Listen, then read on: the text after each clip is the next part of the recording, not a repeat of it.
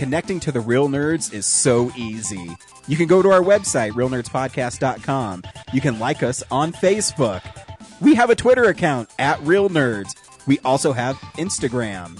You can call us, 720-6nerds5. You want to email us? You can do that too, realnerds@gmail.com. Thanks for listening, and enjoy the show. Hi, my name is Paul Caroli, and I host a podcast called Changing Denver. It's a monthly show about our city's physical spaces, how we make them, and how they make us. But it's so much more than that. It's the conversations, ideas, and stories that define Denver's perpetual state of flux. Find more from our team at changingdenver.com and join the conversation on Twitter @ChangingDenver. Denver's changing. We can help. Hello, everyone. I'm Giles. I'm Emily. And I'm Michelle. And we're the Beyond the Trope podcast. Every week, we delve into topics like pop culture, fiction writing, and other nerdy things. We feature laid-back conversations, bad puns, and in-depth interviews with authors, comic creators, and more. Find our show at beyondthetrope.com. Hi, I'm Amanda Connor. And I'm Jimmy Palmiotti, and you're listening to Real Nerds Podcast.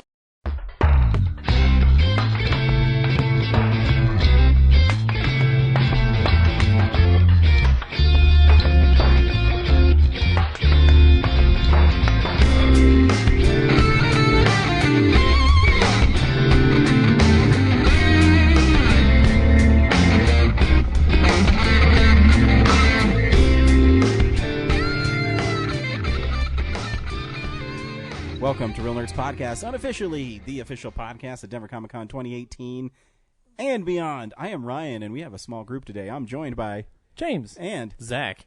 James, you all right today? You seem a little down, buddy. I'm good. Yeah? I'm good. Yeah. Tired? I was having it. Yes, it's been a rough weekend. I for anybody who was listening 6 months ago or 5 months ago, I sort of re-triggered my vertigo during the night. Bummer. And so yeah, the weekend has been a little bit iffy.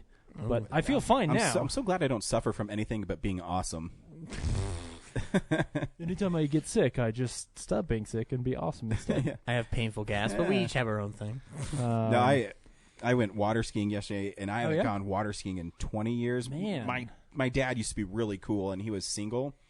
And he would take us, do you know where Stanley Lake in Westminster is? No, I don't. So he would buy a pass all summer, and he would take us almost every day water skiing. And we got really good. Cool. But my brother Nathan just bought a new water ski boat, and he finally got us up there.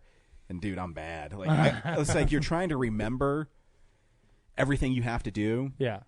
And I think with water skiing, It's not like riding a bike. Has anyone ever water skied? No, I haven't. So it's tough. It's not an easy sport. Yeah. It's not you're like being doing an inner pulled tube. at 30 miles an hour by a boat. So you're holding the rope. You have to keep the ski in front of you, stand up, and then pull the rope back to you so you can keep going. It's a lot more complicated than that. And trying to remember how to do it, I couldn't. And I would get up and just eat shit. Oh. And so today, like halfway through my work day, like my left groin muscle is like tightening up so tight right now. Like I look like I'm a geriatric patient, and I feel like so stupid. I'm like, God, I don't know if I'm old or I'm just like I've not used these muscles in this way in a long time. Yeah. And then they also had a tube, and they say don't go over 20 miles an hour on it, but of course we're stupid. Yeah. And of course you do. And so I just got this shit kicked out of me, and I'm dumb. So when I start to fall on the tube, I try to hang on. Yeah. And It's pointless. Science doesn't work that way. Like, if you're being dragged through the water at 25 miles an hour, while you're like hitting the water and you're trying to hang on, it doesn't work. Yeah. But for some reason, every time I'm like, oh, I can do it this time. Your tube's underwater, you're being dragged underwater, and you just eventually just have to let go because you'll be dead if you don't. Right. It's fun though. It's fun. I've never been. It's fun reliving that. Well, I have to. My brother, they got this really cool reservoir where they pay for it, and they have their own little like section. Oh wow! So they can you can camp there, and that's I'm cool. sure if you want to go up sometime, I'm sure you're more than welcome to. That'd be neat. Yeah, anyways, I have the combination to the gate, so we can go in anytime we want. So you're saying I shouldn't bring you to the beach and have you jump over a shark and recreate the best Happy Days moment ever? It's always Worst. happening. The worst. So bad that it actually created a saying. Yeah. Oh, And man. just in case you're wondering, yes, we are real nerds because every week we go see a new movie and we podcast our experience of the world. This week, you two saw The Dark Tower. Oh shit! I really didn't have time, and I also got Ultra HD TV, so I was just fucking around with that. Oh shit! Yeah. All week. Yeah. And I did it out of order. So Laura, my wife, who's a wonderful person, said, I know you really want one. You can get one, but you have to sell your other one first.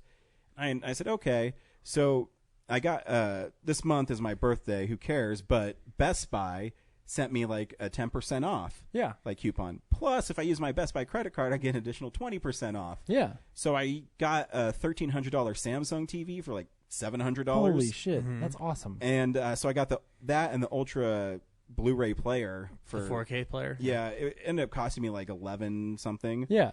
And it cost me more because I bought Laura fucking HD Amazon Kindle, which they had to specially order. Like, you couldn't even get them on Amazon. It's weird. Weird. I wonder if it's specifically designed for Best Buy. I don't know. Whatever. Huh. So I got that, and then I went to the lake, and I was trying to figure out if I could work it in, but I just ran out of time. It's okay. But I did watch Resident Evil Final Chapter in 4K. Won't you be interested to see whether or not Zach and I liked it? I am interested because I've heard not good things about it. So we also talk about whatever movie news we have. Blu-rays are coming out, stuff we've been watching throughout the week. And then sometimes I just ramble like I did when we opened the show. So what kind of TV did you get? A Samsung, whatever their newest one is. Cool. I didn't get the curved 55. Sure. Cool. I didn't get the curved one. Yeah. It looked cool, but I asked the guy, I said, what's the difference? He's like, nothing. It's curved. He says, yeah, it looks curved, so it looks cool. I said, okay, well, I usually sit It's center. hard to look at an angle. Yeah, so I mean, they look really cool, but They do. But yeah.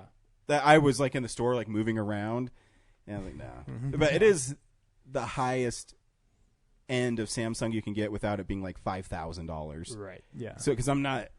So I mean, I want a nice TV, but I'm not going to drop half the price of a car on the TV. Because it may be that in 5 years they do come out with something else, and you're like, oh man, I want. Yeah, and I they want that will, new and then my hotness. wife will get mad at me because I want to get it. Yeah. So if anybody wants, if you want a 55-inch LG high-def TV, That's a nice that TV. that will come with a 3D Blu-ray player with 4K upscaling. $300. Just let me know. See, I'm looking to get rid of mine because I have. She doesn't listen. I have a year before I get married. Yes. To buy some of the things that I don't want to have to ask for later. So I'm like, oh man, I gotta get that. I gotta get that It's only 4K TV. It's not 4K though. So, but Yeah, the old one. No, I The know old one, but No, if- I mean that's why I don't. I'm Oh, not yeah. gonna buy yours because I'm like I'm looking to get rid of mine. So if you want, I mean, it's a really nice TV. Yeah. But it's not 4K. I would love to get it just so my parents can be like, can we watch TV? And I'll be like, nope. But yeah, it comes with the Blu-ray player and like $300. I think it's Is it pretty a good. 3D Blu-ray player? or- Yeah. Oh wow. It's not. The TV's not 3D though. Oh, well, okay. So that's because they don't make them anymore. right. yeah, yeah. Which makes my recent purchase today or Well, yesterday. Honestly, I pointless. still buy the 3D ones because one, I think eventually they're going to next 4Ks or 8Ks we put out. I think they're going to be glasses free 3D. Yeah. Yeah. And because the 4K Blu-ray player I got is also like 3Ds built into it. Yeah. So I mean, you could still future-proof still, yourself. Yeah, they're still doing it. It's just like, yeah. They're just not producing the TVs anymore. Okay, I think for sure. eventually they will, but I've never had a TV this fancy. So I mean, I've had nice TVs, but this is like a really nice one. Yeah. And so I open it up, and to put in the stand, you literally just like, and underneath it, you just slide in the I don't know, brackets, I guess. Yeah. And they're like, chick, chick, chick, chick. And then you stand it up, and on the side of the TV, they have these like cushion, like black things, so you can grab the TV without touching the TV. So I saved those. 'Cause I'm like, that's ingenious. And I turned it on, and it's like, welcome to Samsung. It's so nice. And Thank you, Samsung. and you set it up, and it's a smart TV, and it like the only thing. It Would you like to watch boobs, Ryan? pretty much. And so I have Xfinity, and it recognized my router, my Ethernet, my internet, the cable box, and so I can control it through an app on the TV. But it's hard to use because like the remotes are so modern, they have like 5 buttons on it. Mm-hmm. So you have to select the guide on the TV and kind of shuffle through it that way. So it looks cool, but it's a little cumbersome. Yeah. But I mean, I guess if you're like an idiot old person who's just like, I just want to hit this button and it brings up Xfinity. Yeah. That it's easy. And it has like voice activation. So you can say Samsung Xfinity. Well, yeah. ever since the days of VHS players where you had old people trying to set the clock on it, they've since tried to figure out how to best that technology, and they finally did it right. Well, yeah, and it's really cool though, because it says it has 4 HDMI ports, but it's this connector that goes to the back of the TV, and it's like a little box, a Samsung box, and it's called the Samsung Smart Connect. So I hooked up my PlayStation and stuff to it, and I turned on the PlayStation, and a screen for Samsung was just like, we recognize your PlayStation 4. Would you like to play? What? Wow, Yeah, it's so you crazy. didn't have to do any other setup. No. That's Wow. awesome. Like automatically, it'll change the inputs by itself. Based on just whatever you Just turn whatever on. button I push. That's cool. And the only bummer with 4K Blu-rays is they don't put any of the special features on them. Oh, really? I'm guessing because it's the movies in it so much. And I'll talk about the watching something in 4K, but Yeah. but what's really cool is because it's a smart Blu-ray player too, is you turn it on and it has like title screens, and it has this really cool thing that Amazon does, where if you push pause, it'll tell you who's in like on the screen. So it's like Mila Jovovich and things like it's Yeah. I mean, it's stupid and not necessary, but Right. it's cool. That's neat.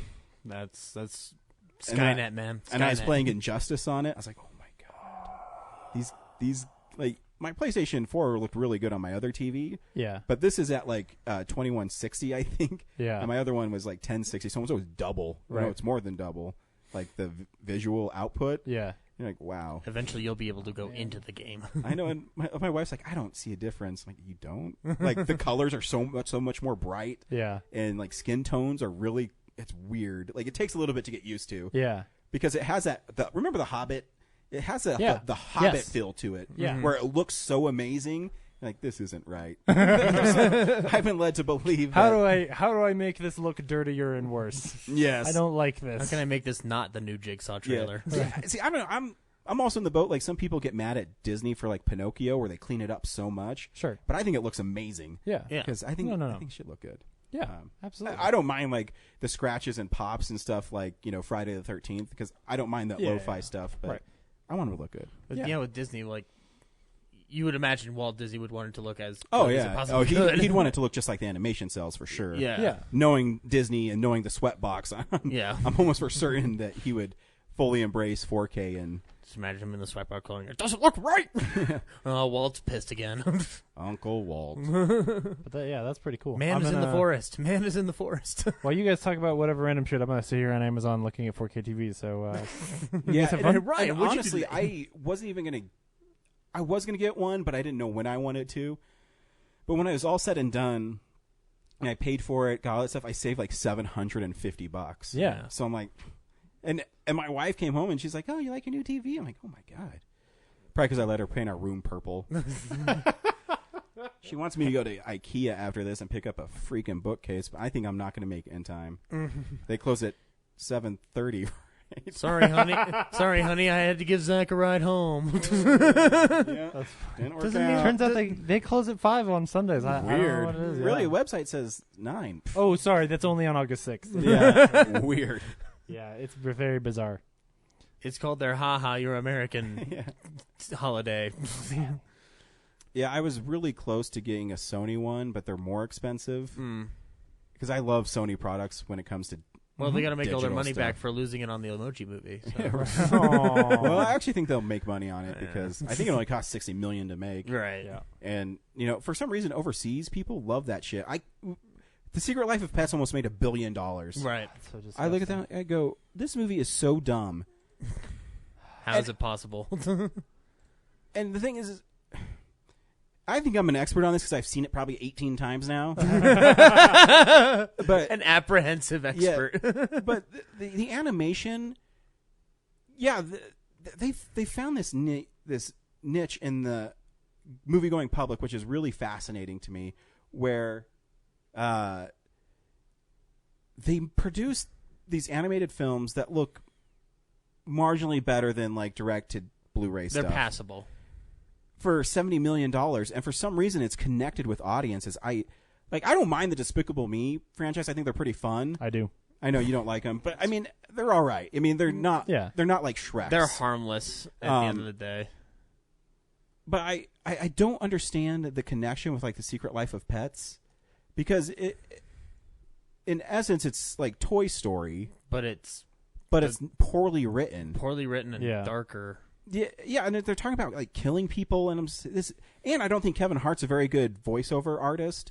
I think he's funny, but I don't think he's right for roles. I liked him more in Captain Underpants than I did in Secret Life of Pets. Well, but keep in mind, I only saw 20 minutes of Secret Life of Pets before I said, I don't have a kid, I don't have to sit through this. You don't have to see anymore. But I think in Underpants he works well because he has the attitude of a kid. Yeah, at the end of the exactly. Day. And not some bunny that's trying to be funny. Not some bunny that belonged to the Black Panther movement. Yeah. But you watch it, and the animation isn't quite as good. The story isn't quite as good. It felt kind of standard to me. I was like, and it's there. It's like a really long episode of Saturday Night Live. It's like a skit to a skit to a skit with one overarching. I guess it's like Mr. Show, like with one overarching story. Yeah. And the story is about this dog who's adopted, who's trying to get back to his old owner. Right. And they try to get the sentimental thing with the owner's died and he doesn't know it yet. And it just doesn't work because the characters have not earned. It's just the same thing, Batman, Superman, between Captain America and Iron Man. They don't earn the right to fight. They don't earn the right to pull on your heartstrings. Right.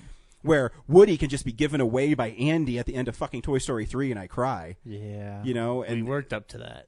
And Pixar and Disney's animation is 30,000 times better. I know they spend more money on their stuff. Yeah. And it shows. And I don't know why these connect with people. Maybe someone can write into us and tell me why the Secret Life of Pets connects with people. I would have to assume, because I wonder what my dog does when I'm not at home. I would have to assume that it's basically just that like you want something to distract your kid, right? Because you've seen it 18 times because Kellen likes to watch it. But that's included in my Netflix subscription. Oh, I see what you're saying. Yeah. I would never buy that Blu-ray. Yeah, but if you look at other people who like for them their standard is somewhat lower, and they're like, whatever, like we take our kids to go see a movie and it's whatever dumb shit is out right now, and they just don't tell the difference. They can't tell the difference. Like, but I don't get it because I would never do that. Yeah, I'd be like, hey, no, you know what we're doing? We're gonna stay home and you're gonna watch Batteries Not Included. Yeah, that's like there's plenty of good movies out there that a kid can watch. I don't know if I'm a bad parent because of it. Yes, but I mean, Kellen wants to watch like Kong, so I let him watch it. Yeah, because I don't think it's scary. Right, but you're not 3. I'm not 3, but he watches it and he thinks it's cool. Yeah, you know, and because he's loved Jurassic Park forever, right.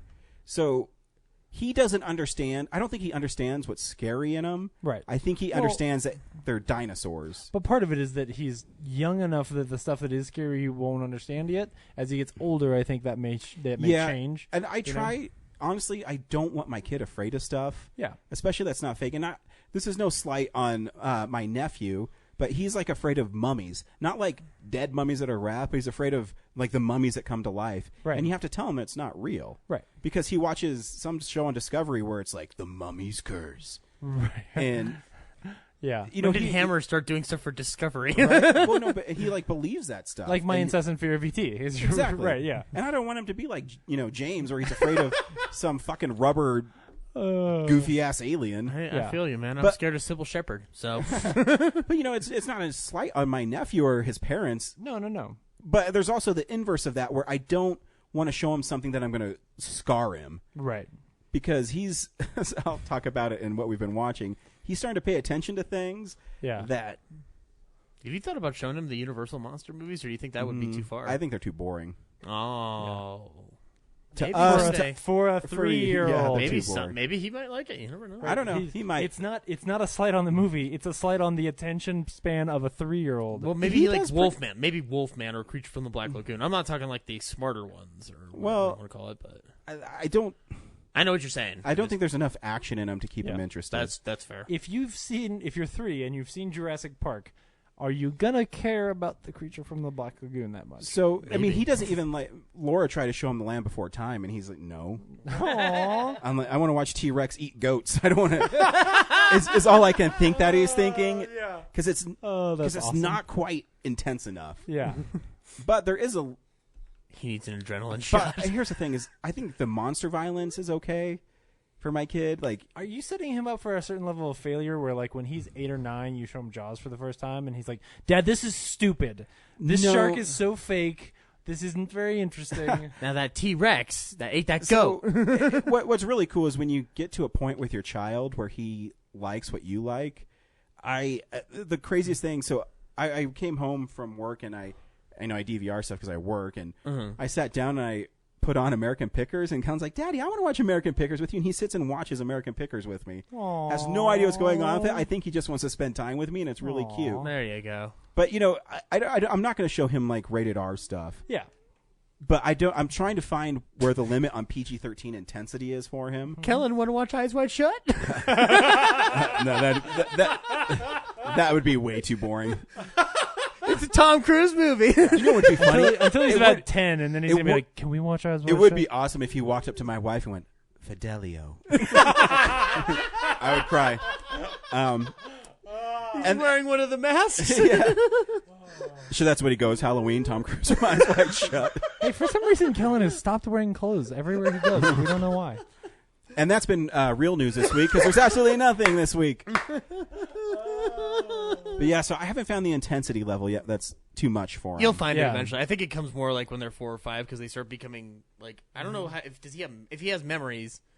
It's like when you start having memories more. He more or does, less, but I think it's, and I don't want to say it's because I'm like an awesome parent, but like I have Jason Voorhees figures all over the place, Right, and they're grotesque. Sure. So, but he's not like afraid of them. Mm-hmm. And when he watches like King Kong, he takes like his he has like a little monkey thing, and he's like rawr, rawr. He's not like, Yeah. it doesn't scare him. He thinks it's cool when he like eats the octopus. Yeah. So I don't know yet. I think if I keep it in the monster mayhem kind of thing, I think I'll be all right. Monster It rallies. is and really stuff, cool yeah. when he eats the octopus. Yeah. Yeah, I mean, as long as you don't like, it's the truly terrifying stuff that. Yeah, that's and yeah. So I mean, obviously, I don't do like the hardcore horror stuff. I don't Yeah. do Alien. I don't do. Don't show him Lights Out. Don't Yeah. show him like. And because like Alien, where it's just I think. Yeah, don't show him Alien. Because Yeah, I think the intensity for Jurassic Park's different than the intensity in that. for sure. Well, and to some degree, all that movie is what if dinosaurs, and then you watch dinosaurs, right? It's Yeah. not quite the same as like the deep seated horror of this thing you Yeah. can't understand. Yeah, That that's what I mean. Because I mean, obviously it's rated R, so I wouldn't show them anyways. But I don't mean, know. Kid, you like dinosaurs. yeah, and that's the thing is I don't know. I just want him to pull 7 off the shelf with it when you're not home, Right, And then exactly. you come in the door like, "Hey, Kellen, I'm home. What's in the box, Dad?" Oh shit! That'd be fun. I explained this to Laura. It's not my fault. It's Morgan Freeman's fault. That's what I'm working on right now. Because I don't want to scare him. Right. But also, my parents never censored me from stuff. Right. As far as I can remember, if I went to the video store with my mom and I wanted Child's Play or Friday the 13th, she never said no. Right. I kind of had to learn to censor myself. Right. Not because she's a bad parent. She's like, okay, if you think you can handle it, then Right. And She's if you're the one who trained- doesn't sleep for a week because you're afraid of your dolls coming to life, then maybe you should not watch that shit. yeah, it's interesting because I always say I don't think I've ever really been scared. I think I just enjoy the ride. Yeah. It's a Right. weird. I don't know how to describe it. Yeah. Something more or less. There's theme park attractions. Yeah. They just have a story attached to them. And now you have a psyche into Ryan and the limits he's trying to see how far his kid can watch stuff. Yeah. But it was also cool. I was reading, so I got Kellen this new book, and it's called Night Night Groot, and it's little baby Groot, and he's like going on an adventure. Mm-hmm. And I like a tear went down my eyes. This is no joke. The last page, you turn to it, and Rocket says, "Boy, Groot, you had a busy day." And Kellen like pointed at all the superheroes and named everyone. Hell yeah. He's like, Groot, Captain Marvel, Spider-Man. And I pointed, he's like, who's that? He's like, Nova. I'm like, Holy oh my God. shit. Man. Because, I mean, I go through the book, I'm like, Nova, I read the story, but I point Yeah. out things. But that he's able to retain and recognize them. Yeah. I'm like, And I was going to get rid of my comic book cards, but now I'm going to keep them and give them to him so he can read about it and like help him read and understand. And then he's like, the Sentry. And you're like, no. Never. I'm Daddy Venom's my favorite. No! Get out of this house. I have failed as a father. When my nephew reaches a certain age, I'm just gonna pull out an encyclopedia of old time radio and be like, Jack Benny, And he'll George be Burns. like, fuck you, Zach. Unky Zach. Whips out his lighter and lights the book on fire. So, Zach, if you want to get them involved in stuff, you got to ease them into it. No, I know. So, with Spider-Man, I'd get him shirts and things like that. And now he recognizes Spider-Man, so he likes Spider-Man. Jack Benny's dead in the water. Then there's no such thing as Exactly. a Jack Benny shirt. Because he's not as cool as Spider-Man. You just gotta like What if they teamed up? creepily sneak into his room at night and play Jack Benny radio while he's No. sleeping. And I'm not that cruel. I saw Jack I hope Benny he in has an a- article I read. I forgot to send it to you. I forget what it was even for. I hope he's a Star Wars fan. That's all I can say. will be. That'd be who, pretty Jack easy. Benny? No, he No. definitely was not. Oh, Kellen likes What that is a stuff. Star War? I'll try to tell you. He likes Guardians of the Galaxy, so... Yeah, The there you scarier go. thing is when they like much like Layla, when they will watch a Star Wars and be like, "My favorite character is Darth Vader." What? Interesting. Yeah. Who Kellen calls... She doesn't even know the other characters' names. I did She make. just likes Kylo Ren. So when I play Injustice, Kellen calls Sub-Zero Darth Vader. That's funny. It's pretty cool. I'm like, who is this? Do you like Rey? Who is that? I like Kylo Ren. No. I did tell my sister. I texted her one night. I'm saying like when we show Mattis Star Wars, that's going to be his name. When we show Mattis Star Wars, we're showing him the one we saw first when What's we his were name? kids. His name is going to be Mattis. Mattis. Yes, but he's going to be exposed to A New Hope first, and then watch him the proper way. The Laserdisc edition. I wish.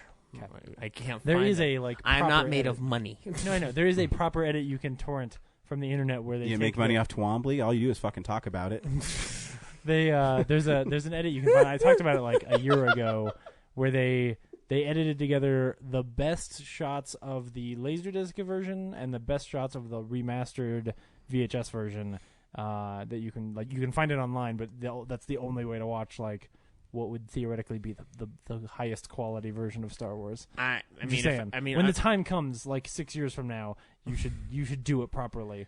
we'll see. yeah. Maybe I'll make my own decisions.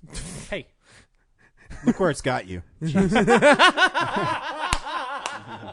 Do we have any other news, James? Oh, I'm yeah, totally no. just burning like time. no, we really don't. There was a trailer for Goodbye, Christopher Robin, which looks really good. It's a movie about the creation of Winnie the Pooh. It basically looks like what was Finding that? Neverland, but Yeah, with Winnie yes, the Pooh. It's Finding Neverland with Winnie the Pooh. Yeah, So which stuff is great. I care about.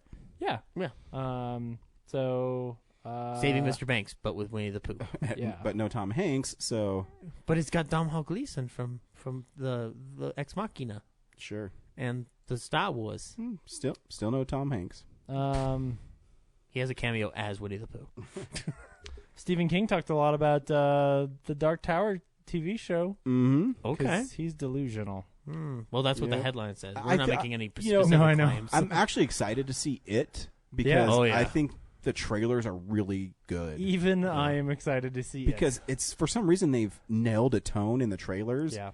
And I'm like, that movie I think is gonna be pretty big. Well, and those characters look interesting. Like, Well, that's the I'm thing looking is- at that, and I'm like, oh man, I want to see these kids like beat up this I- clown. That's See, what it's I think about, right? I think they're doing it right. Is they shot this one. They're shooting the second half of the book where they're adults. Yeah. Which spoilers, I don't like the book It because it's 1,200 pages and you probably edit 800 of them out. Sure. Well, that's every Stephen King novel written after Carrie. I know. Like I've always said, my favorite is Cycle of the Werewolf because it's a novella and it's 120 pages long. Yeah. And because he gets to the point of the fucking story. Werewolves are bad. Werewolves are bad, especially when they're a priest. I've not read it. But I'm so curious about this new iteration of it that I rented the miniseries with Tim Curry and I'm going to watch it this week. I don't know. It's got a cult following, so I'm going to watch it. It's huge. I'm not a fan, but you might be. I'm going to watch it this week and see what I think of it. So I'm gonna not do that because I want this cool looking version to because I know nothing about the story other than there's a spider at the end. Like, so I'm gonna wait and hopefully have it, which obviously wouldn't be in this movie, but still I'm gonna wait and have whatever it is revealed to me in time. It is it. You know, I mean, I'm sold right away when it's kids in the 80s. I'm like, oh, Oh, right. yeah. No, it's obviously like it's Stephen King doing Stranger Things. Yeah. You know, you're like, oh yeah, okay, this is. Remember when Stephen King was which cool? I'm for the record highly aware of the fact that what I just said is the inverse. Because Yeah. Anyway, stuff. There genuinely wasn't a lot of. I'm news waiting for this some. week. You know, I did hear that, like, through the grapevine, that there might be a Criterion of Night of the Living Dead coming out. That's Oh, what I've wow. heard too. Like, That would they be did a great. 4K restoration of it, Yeah. and they showed it in like 3 or 4 theaters, and Romero's saying it looks amazing, and I heard Criterion is going to be putting out something, Yeah. so hopefully, you know, they'll announce it when they announce their October. Obviously, we would hope They that it's a. Did they already announce them? So maybe November. No, because the last wave that I checked was stuff they announced like 3 months back. So maybe they're about to announce That'd be something. sweet. I'd Yeah. cry. I was Obviously, looking- obviously, the hope would be that it is a like properly licensed. Yeah. You know, profits go to the Romero to his estate, like Yeah. his wife. Yeah. You know. Yeah. which would be Be great. I great. mean, that's what you should do. Yeah. You know, I love. I rewatched Birth of the Living Dead. It's on Amazon. It's a Hey, I watched that documentary this about week, too. Yeah, I watched just George Romero. It's like sad because he's such a happy guy. Yeah. Like he's like, yeah, it happens. Yeah. Like he doesn't care. He's still happy doing what he's doing. So Right. good for him. From Mr. Rogers to flesh-eating zombies. Yeah. Cool. Yeah. So that We was really all we news. also watch movies throughout the week in a segment we call "What We've Been Watching." Oh wait, I didn't do what's at Alamo. We didn't do one piece of news though. Tom Hardy is going to be Venom. So That's good. I think that joke has just Tom Hardy in- literally just. That's also going to be Kellen's favorite. See, I film. have to care more for it to actually matter. I know. I think that joke has run its course. So that we movie's ran going a to good be 6 weeks, guys. that movie's going to be Kellen's favorite film of 2020. Hello. Hi, I'm Kevin Smith. Hi, I'm Leonard Maltin. Hi, I'm Mark Hamill. Hi, I'm Elijah Wood. This is Seth Rogen. I'm Christopher Mintz-Plasse. I'm Martin Starr. Welcome to the Alamo Draft House. Next week at the Alamo Draft House, quickly, Eternal Sunshine of the Spotless Mind, which I think is overrated. It has its fans, though. Oh, it's It good. has its It's fans. a fine film. Napoleon Dynamite Beer Dinner with Platt Park Brewing. That'd be fun. That would go against it. Forget it. Kids Camp presents Jumanji, so hang around for that. Cool. Hey, that's the good Jumanji. It's a movie about a game. Now the game comes That's to a very you. appropriate joke. Hang around for. Is that a monkey joke? Robin Williams. Turning around the story of East Bay Punk. Fuck off. That's awful. Video Vortex presents Death Warrior, and Cherry Bomb presents Hard Candy, which is a good movie with Ellen Page. Yeah, it is. That's a rough movie. It is I don't. rough. I don't want to watch that movie. It's with one other you people. watch once, and you're like, probably good. Yeah, Not that it's I think it's actually a pretty good movie. Yeah. It's but just tough to watch. yeah, it's just like, Yeah. oh. I think I owned the DVD at one point and never Oh, I watched did it for sure. because I think I got it for cheap Still at some on point. the Blu-ray? I might still own the Blu-ray. Oh man, yeah, I don't know. It's something like maybe my wife has the DVD. It's something my wife would watch yeah. because my wife has weird taste in movies. Yeah. It's like Care Bears, High Tension. Hmm? Teeth. Yeah. Yeah. Ugh. Yeah. So cool. this is really what we've been watching. So, yeah, this is the stuff we've been watching. Zach? I've watched a few things, not too much this week. But I didn't talk about last week though. Is I saw Children of the Corn for the first time. You did talk about it, didn't you? No, I didn't. Oh, you No, talked I- to me in no. text. I talked to you in text about That's it, right. I'm and I like, said I'm no, totally no. going to talk about this film, and then I didn't. But I want to talk about it this time. So I know you've seen it. Have you seen it before? No. So it's like these It's a movie where kids come out of the corn.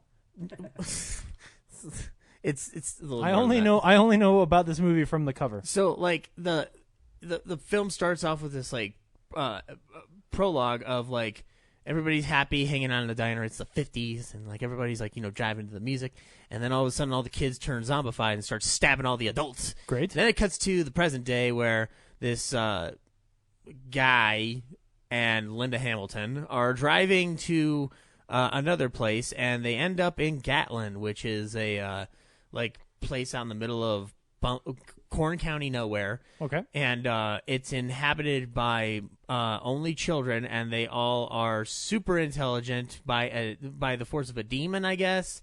And they they worship this one specific kid, and I can't remember the fucker's name, but like it's basically the guy and Linda Hamilton trying to stop the one evil kid from like killing them and spreading evil across the world or something. I don't know. Are we talking like a buff, awesome Terminator 2 Linda Hamilton, or are we talking like Terminator 1 Hamilton? Actually, kind of sexy. Okay. Yeah, so I think this is like... I think it was 2 years after Terminator 1. Yeah, so it's, she's still like it's little not Linda even close to Hamilton. 92. Sure. Yeah. But like, so I actually liked the movie enough.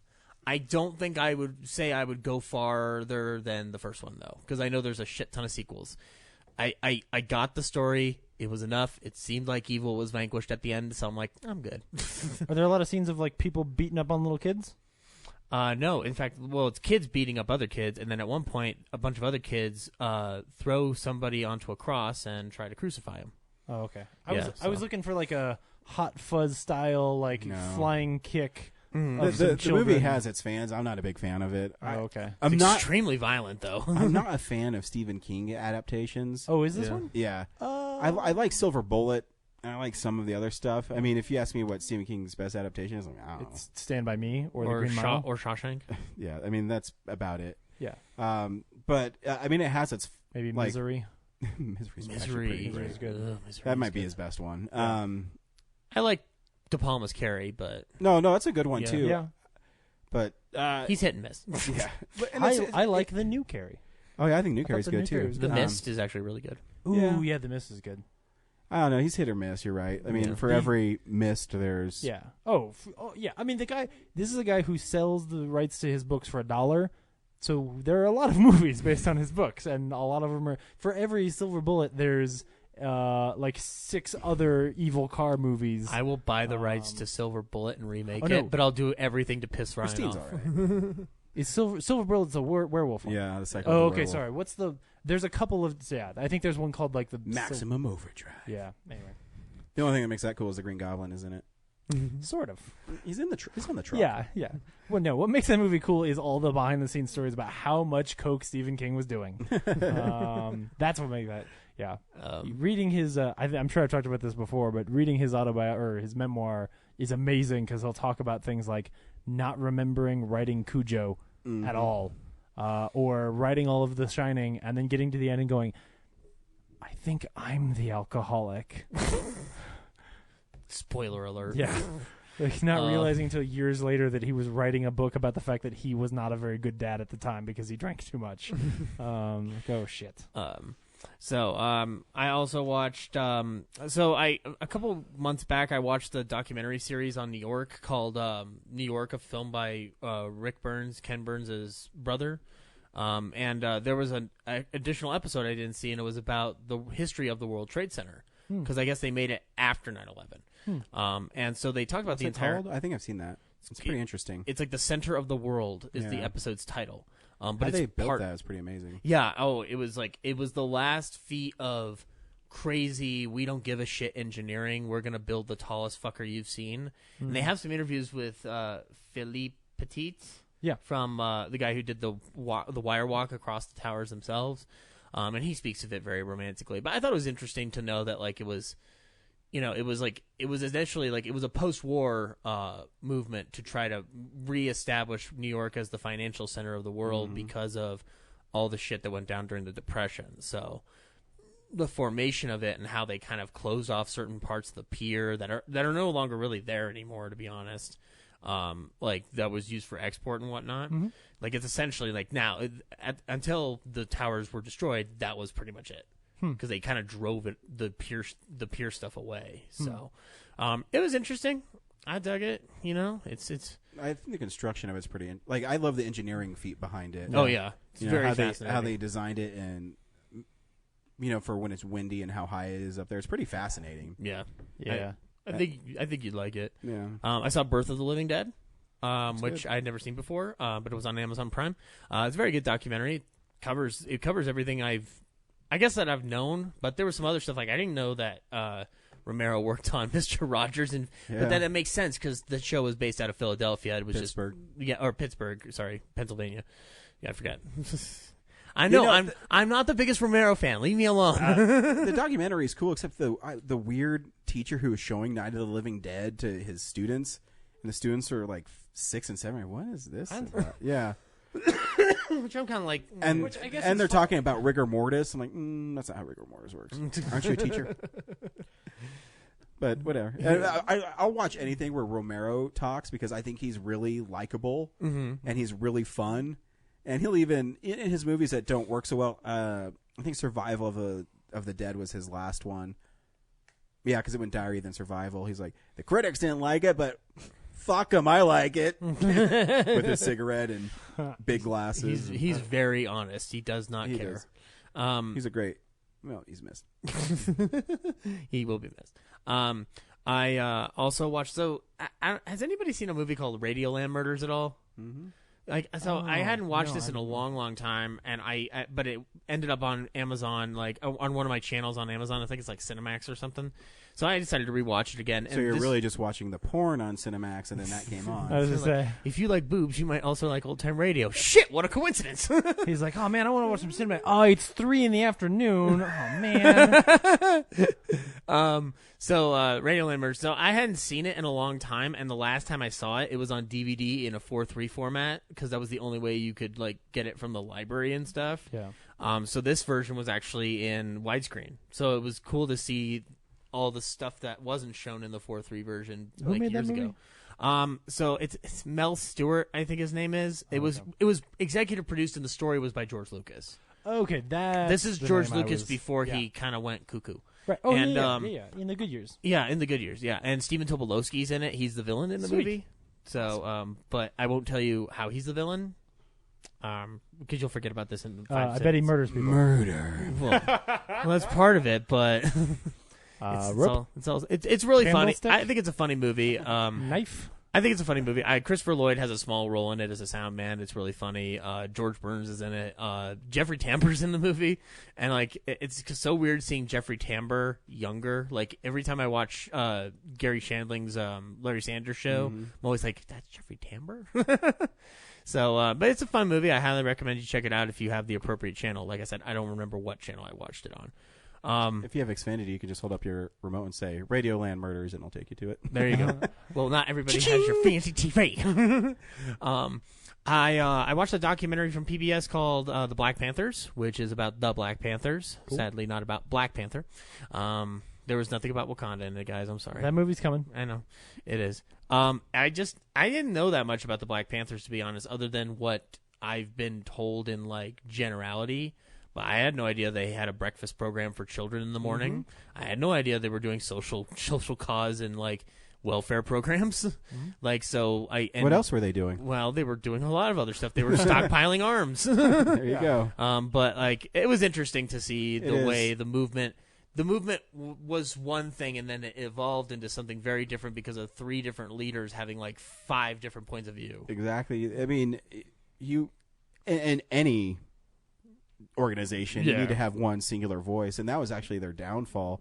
Is you have some people that were helping children and other ones who wanted nothing but the revolution, violence and stuff. And it's like it's weird because like Huey P. Newton was their first like big spokesman. He goes to jail for about 2.5 years. That leaves like a big gap where another person takes over. Which I can't remember his freaking name, like Elder Cleavage or something like that, like Eldridge Cleavage or something like that. But then he got accused of a crime, and then he booked it to Algiers. So, it was a clusterfuck of situations. But like, it's good to know that like, even though these people left the organization because it went bad, like they were still able to pick out the good things that they actually did, which I admire. Like, hey, you had a breakfast program for kids who can't eat in the morning. There's a lot of kids who can't eat in the morning. Yeah. So that was interesting. It's sad that it's been overshadowed since then. By the more violent aspects. Yeah. Like the whatever. It's like I said, it's interesting to note that at one point the Black Panthers were actually like combining forces with hillbilly groups, which I'm like, that's a far cry from what's happening now. So, but anyway, and then the last thing I saw is this morning I went and saw Detroit. Oh, cool. Detroit is a very haunting film. And not just because of the themes that are behind it. So, like, literally, this film is set up like a horror movie. And I actually think you might like it. I like Catherine Bigelow. Yeah, but, like, well, I think you'll appreciate this structure. So, like, it starts off with the riots beginning. So it sets up, like, the world we're living in, pretty much, like, in general. Like, it starts with the first 2 days of riots. We don't meet a main character until about 15 minutes in. Then we get Will Poulter's character, who's like the lead cop in this group of cops. And then you get the John Boyega character. And then you get the Motown singer characters. And then you get everybody else involved. Anthony Mackie pops up in 45 minutes in. But once you get to the Algiers Hotel, motel, which is the basis of the film, it's about the Algiers Motel incident during the riots in Detroit. Once you get there, it's like locking the door on a haunted house, and you're stuck in there for a good 45 minutes to an hour, where stuff that it has the intensity of a good horror film, I think, and mix that in with actual drama, actual characters and whatnot, and you have something that's palpably like tension filled. Like it's unnerving. There are points like I knew nothing about this incident before. I knew that riots happened in Detroit, but I didn't know about this incident. So everything came as a surprise to me throughout the film. Mackie's really good in this movie. Will Poulter is phenomenal. Like it's a truly evil performance. Like I have not seen a bigger piece of shit on the screen this year than Will Poulter in Detroit. Which is a compliment to his ability to act. Yeah. Boyega's really good, although I did notice that Boyega, he's very important to the story. However, it's good to note that he's not the central focus at the end of the day, and he does come off as kind of like the same kind of worrisomeness that I get from Finn in Force Awakens, which is really, really strange. Where he's kind of like, we need to survive. Like one of the lines is, you need to survive the night. Like he's very overly cautious about everything, and that kind of bleeds through in the performance. It's not bad. It's just that I felt hints of it, and I'm like, sounds like Finn right now. And then there's a kid in there. It doesn't have an IMDb, doesn't have a freaking Wikipedia, but I think it's like Aggie Smith, and he's really, really good in the movie. He plays the Motown singer who. I don't want to spoil it, but his character is the one that we're really following in a weird way. But, again, you have to watch the movie to find out. I think it's Bigelow's best film since The Hurt Locker, hands down. So I would highly recommend you guys watch it. Cool. Yeah, no, I'm excited to see it. Probably going to be an Oscar contender if I'm, like, shooting the breeze here. Sure. You know? Oh, I'm sure. Yeah. I mean, it looked like it was good. Yeah. Yeah. Absolutely. That's cool. Stay tuned next week when I watch It, the miniseries, and Tron, the original. Oh, well, not next week. Oh, that's right. Oh, week after, guys. Yeah, that's right. I'll reveal what we're doing next week at the end of the show. Yes, we will. Cool. But yeah, that's all I watched this week, Ryan. I was trying to do Peter Griffin. I can't do it. Not good. It's not good. Stick to your day job, you asshole. Not a whole lot this week. I rewatched A Time to Kill, which if you've never seen A Time to Kill is just unbelievably good. Yes, they deserve to die. I know, man. And I hope they burn in hell. And it was a shame because it was last night that I was watching it, and as I'm watching it, I'm like, oh man, I get to see some Matthew McConaughey tomorrow. Like I actually got kind of excited because he is so damn good in that movie. And when he does that monologue at the end, you're just like, you can't help but be moved. Because it is so powerful. I love my favorite line that he says Agreed. is, I don't agree with your politics, but you've got gumption, and that's something that Haley could use right now. Right. Well, and he... or it's passion. funny. You got passion. I always forget until I go to watch that movie that movie is a Joel Schumacher film. I know. And I'm like, what the fuck? Do you have it on Blu-ray? Or? Oh, hell yeah, I do. And it's beautiful. You know what? There hasn't been a good courtroom drama in a long time. Oh, I know, yeah. Do you remember? So you had What, that, The Judge? The Judge, maybe the last one. That's 3 years ago, though, isn't it? Yeah. Yeah. Oh, yeah, at least. And so, I 3 or mean, 4. That time we had A Few Good Men, Time to Kill, Pelican Brief, The Firm. The Firm. Yeah, all of those, yeah. Runaway Jury. That was going to very go down the list. The Firm. Yeah, man, I can't think of what the last one was. I know. And they're so great. I mean, if you get the right actors for it, I mean, the story is already compelling for what it is. Social Network comes close in a way, but it's not really a courtroom drama. There's at least a lot of lawyer stuff in there. Yeah, I mean, it scratches some of that itch for sure. Yeah, but it's not like but there's Law so and much Order drama. I mean, I guess Big Daddy might be. Reign Over Me for the same reasons. I thought the first 15 minutes of That's My Boy were very promising, but then it didn't become what I wanted it to. I think That's My Boy's hilarious. Yeah, that's true, man. I can't think of what the last. I have to really think about it. Anyway, Anyways. I'm gonna look Until I for finally it. get Law and Order the movie. Then I rewatched The Brothers Bloom, which got me very excited to see a Star Wars movie this year. Did you read about Ryan Johnson on the set of that? I've read about Ryan Johnson, but go ahead. No, they talk about how happy everybody is, and they just wish the dudes who were fired from Han Solo worked as hard as he did and worked as well as he did. Wow. Because Kathleen Kennedy wants to hire him for something else. If they didn't already hire that guy Colin Trevorrow. The guy who shouldn't be making 9, for it, then I think they said they wanted him back because he's so good and he's so easy to work with, and he had like great. Well, that's not surprising. So, yeah, I'm watching Brothers Bloom, and I'm like, this movie is fucking brilliant, and it is so chock full of little nods and smart little references to itself. I mean, it feels like a Wes Anderson movie slapped itself up against a Edgar Wright film, because it's got like the kinetic, weird, poppy, self-referential stuff of an Edgar Wright movie, and then it's got this weird, bizarre like style of a Wes Anderson film. But what I love about that is that you then take that movie and put it in context of his other 2 films, and you realize like that's a choice for that film, and it's not a style of him. You know, like Brothers Bloom is so different from his other movies, and I mean, just from having followed his career for as long as I have, since I saw Brick, like it's not that it's out of character for him.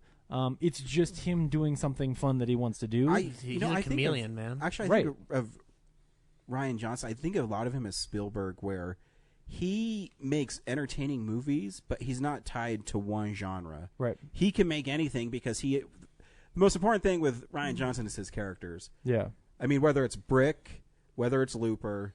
I bought Brothers Bloom like 2 years ago, so I haven't watched it. And like every time have you never seen it? No. Oh man, okay. Because I was literally just going to talk about the end and how much I love that ending. Guess I should watch it. I can watch it tonight.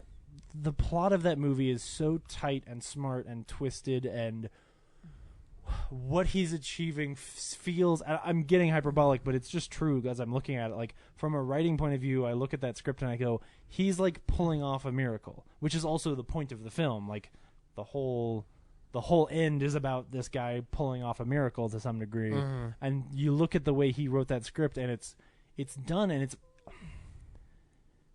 it's one of those where, like, I feel like I know what that movie means and what that ending actually is, but at the same time, I'm kind of like, you could interpret it in different ways, and there's a lot to mine from it, and at the same time, it's just like, Rachel Weisz is so charming and fun in that movie. She's a fun actress. Oh gosh, I've never seen her be so adorable as she is in that one. Like, she's genuinely like having a great time. And so that character pops in this really amazing way.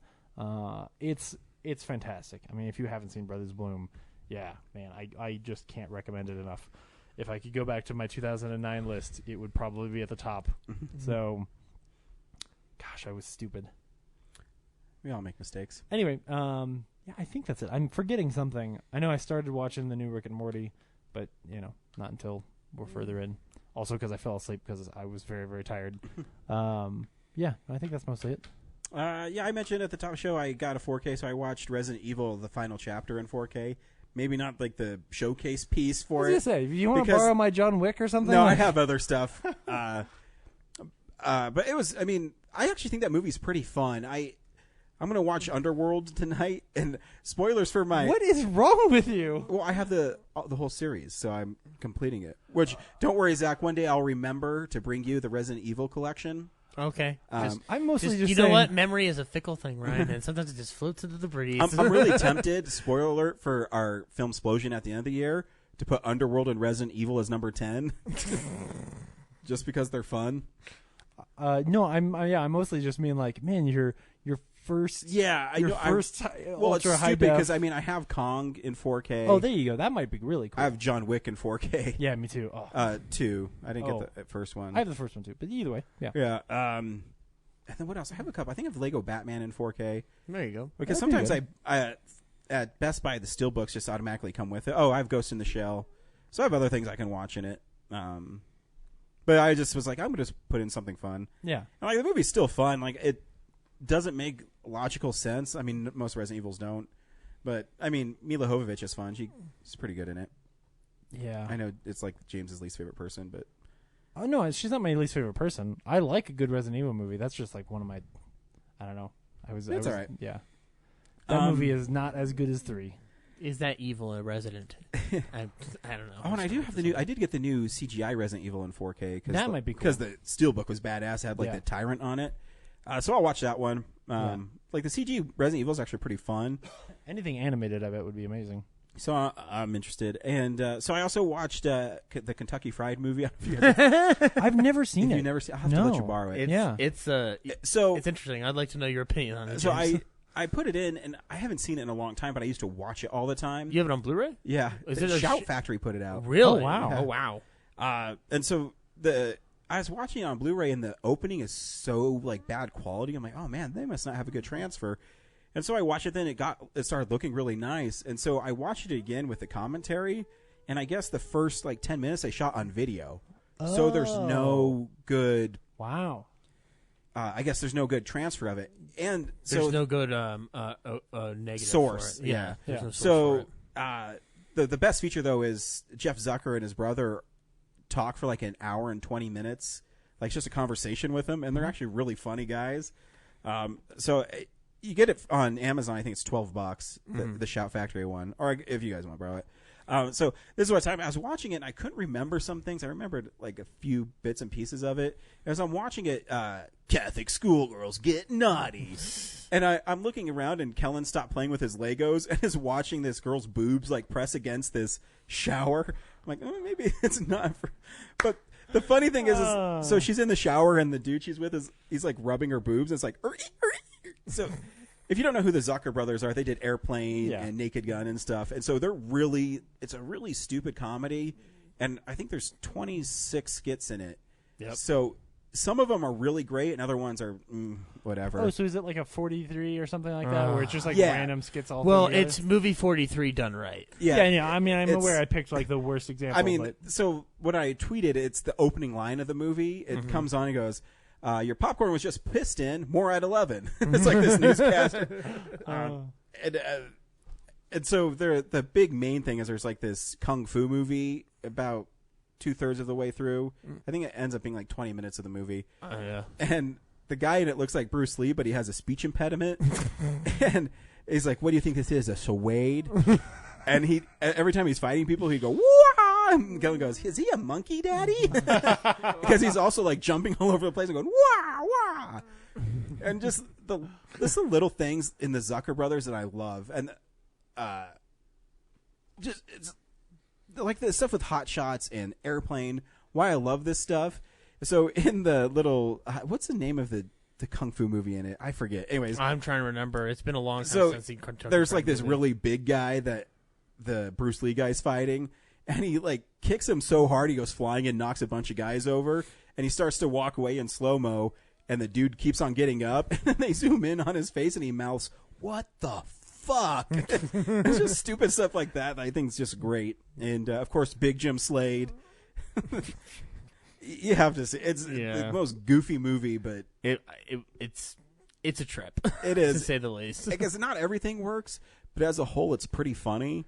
I'd say like some stuff is. I'd say about 75% of it works. I would have to imagine like because it's. I think the last time I saw it was maybe 2 years ago, but it felt like that time. Not much of it has been dated. Yeah, well, maybe the Catholic schoolgirls in trouble. No, it's still funny when the midget's whipping. Yes, I'm like this is a genre that doesn't exist anymore, but it's still hilarious. And that's where the stuff like epic movie or disaster movie stuff that I've only seen one of them. I think it was Date Movie, and I'm like, these guys aren't as funny. Oh, well, Date Movie would have been the one you saw because they were touting it as like from the guys who brought you Scary Movie, and then you're like, oh, they kind of just cashed in their loyalty card here. Yeah.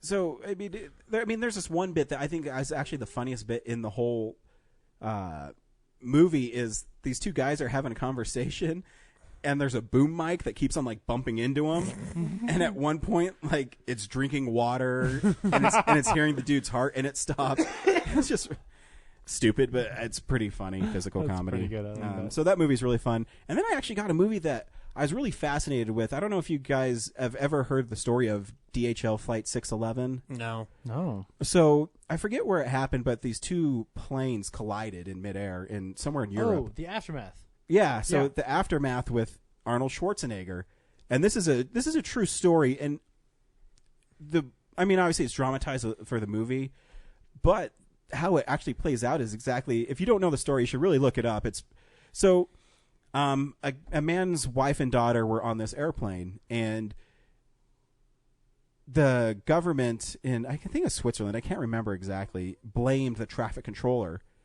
and the dad and the husband. So Arnold Schwarzenegger plays a guy who's an architect, and he's going to the airport to meet his wife and daughter. Mm-hmm. And this takes place somewhere in the 90s, so it's before 9/11. So he's able to walk to the counter, and so he walks to the counter, and it says see the counter, see associate, and he goes there, and they tell him his wife and daughter died in a plane accident. And so he's there, and as the investigation's coming out, you find out that the traffic control guy kind of didn't really do anything wrong, but he was also kind of like lackadaisical in what he was doing, and they didn't have backup. So the real story is, I read up. It's not really spoilers since I guess it's true. So this guy became obsessed. Like he made a shrine to his wife and daughter, and he really was like a really popular architect. I want to say it's Switzerland. I can't remember %. Anyway, so he found out where this traffic controller lived, and he killed him in front of his wife and daughter. Oh my goodness! Or wife and kid. And so Schwarzenegger plays that, and this movie plays this out. And it's actually a really great movie, and it kind of slipped under the radar. And I just got it I was at Best Buy. I'm like, oh, Schwarzenegger in a documentary. And then I flipped it over, and I started remembering, I know this story. And then I looked up online, like, oh, yeah, this is a true story about a dude who murdered this traffic controller because his wife and daughter were on this flight, and that he blamed and became obsessed. And he ended up getting released from prison, and now he's like a chief architect of something. And and in the movie, I mean, there's a little cussing, and it's rated R. I'm like, why is this rated R? The death is, it's pretty bad. It's rough. And Schwarzenegger's so good in it. So in it, I don't want to spoil how he kills him, but so he kills him, and his wife and son are there, and his wife is played. So it's Scoot McNairy is a traffic controller, Great. And his wife is Maggie Grace. Great. And so the little boy comes out, and Schwarzenegger is calling the little boy his daughter's name, and he's like, "It's okay, Nadia. It's okay." And he sits down with the knife, it's really bizarre and haunting, and people should really see this movie because Schwarzenegger is amazing in it. And that's why I thought he was great in Maggie. He's really good in this. Is it would you say it's a horror movie, or is it just It's like a thriller. Are you rooting for Schwarzenegger? No. Okay. Because he's... I was going to say, because... he's not a good guy. Yeah. I mean, he's a normal guy, and then he's dealing with this tragedy. And, I mean, they dramatize it where he went and helped with the relief effort at the plane accident. And there's some pretty, it's... I have this thing where I watch a lot of shows about plane accidents and how when he got there and how you see people, hanging in trees. You hear about that all the time. And so he finds his daughter hanging in a tree, and I mean it's pretty sad, and I mean it's not gruesome in that way, but it's still still cringing. It's cringing, and you're like, how would you feel if you found your child like that? And and he's great in it, and I really commend Schwarzenegger for these last few roles where he's kind of gotten rid of the macho kill everything, which I love. I mean, I love Commando and Predator, but it's cool to see him kind of do this other stuff as he's getting older, because I think he's 70 now, right? Yep, he's 70. I think he just turned 70. Yep. And he's really good in it. And I think everybody, if you want to see a thriller drama with Schwarzenegger acting, they should definitely see this movie. I'll let you borrow it. That sounds really good. It's fascinating. I'll check it out. Yeah. I just randomly picked up something. Oh, Schwarzenegger, new movie. And then I was interested because a true story is so fascinating too. That it's one of those true stories that the drama is in how real it is. I mean, I don't think I'd ever kill anybody, but I couldn't imagine losing my wife and child. Right. I mean, I'd be devastated. And, he goes down a path. Mm-hmm. I have a dark joke about this. Does he Yes. ever ask the kid, "What was your daddy and what did he do?" No. Does he ever say the phrase, "Yes, they deserve to die, and I hope they burn in hell"? Yes, he deserves to die. Allah! Speaking of Blu-rays, maybe we can inform you on Blu-rays to pick up this week. Yeah, DVD releases and Blu-rays. Really quick, I did look up an article of like recent courtroom dramas, and the top 3 are The Judge, Loving, and The Lincoln Lawyer. Which even The Lincoln Lawyer is from 6 years ago. The Lincoln And Lawyer's it's great though. I haven't seen. Yeah. Man, I haven't heard of. Yeah. Loving. Loving, I haven't seen. seen. But Yeah. That's I keep the wanting the interracial marriage one, Yeah. right? yeah. It's a Nichols, Jeff Nichols movie. Oh, I should see that one. From the guy who made Mud. Anyway, King Arthur is out on Blu-ray or a 4K Blu-ray. Interested this to week. see it. Yeah, I'm actually really excited to rent it. I'm not going to buy it. I'm going to rent it. I think, yeah, but yeah. Snatch is also out on 4K this week, which I was disappointed to like hear bad reviews of because I actually didn't care about anything about Amy Schumer. I actually just cared about like Goldie Hawn's in a movie. Oh, I and the trailer was looked thinking of pretty good. Snatch. I'm like, oh, Jason Statham. All right. Oh no! Sorry, the Amy Schumer Goldie Hawn movie that I was just excited because Goldie Hawn was in a movie. Yeah. But then it didn't get great reviews. But I might check it out. But the like coolest thing is that the Steelbook of Fargo is out this week. There we go. and holy shit, does it look good? Sorry, I already closed the tab. If you're gonna look over here, but probably $20.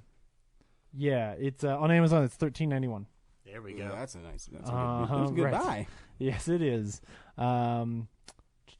Criterion is putting out The Breaking Point on Blu-ray, Okay, cool. and then Basketball is getting a Blu-ray release this week. Which has it not had one before? Is this No, the it's first the time? first Oh, okay. one. It's Best Buy exclusive, and it's only $10. So get to your Best Buy to get it. Man, yeah, sheesh, that's crazy. I've never seen that movie. Will I like that movie? Yeah, That's a really good movie. I'll probably like it. Okay, It's the airplane guys. It's It's the airplane guys with the South Park guys. Yeah, and but I hate Airplane. do you really? Yes, So I have a Blu-ray. you're You can wrong. have it if you I want. have it. I'll take your Blu-ray of Airplane. All right. So there's a great special feature on the DVD. I hope it's on the Blu-ray. It's a really short interview with Matt Stone and Trey Parker, and it's like an EPK. It's really weird because if I remember right, they show like the question, and they said, "Oh yeah, we just did it because it was the stupidest thing we've ever read."